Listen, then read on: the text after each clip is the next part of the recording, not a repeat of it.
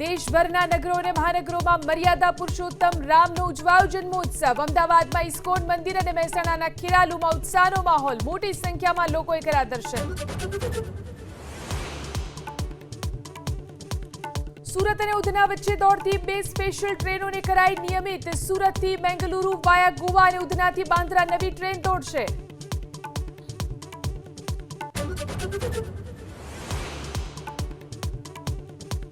પ્રદેશ ભાજપ કાર્યાલય કમલમ પર મુખ્યમંત્રીની અધ્યક્ષતામાં સ્થાનિક ચૂંટણીને અનુલક્ષી બેઠક. પ્રદેશ પ્રમુખ જગદીશ વિશ્વકર્મા રહેશે હાજર.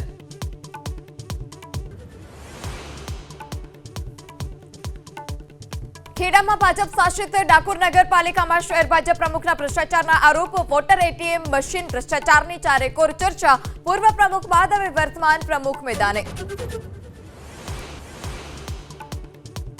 દેશમાં એલપીજી સંકટને પહોંચી વળવા માટે સરકારના નવા નિયમ જાહેર. જે શહેરમાં પાઇપલાઇન હશે ત્યાં લોકોએ 3 મહિનામાં ફરજિયાત લેવું પડશે ગેસ કનેક્શન.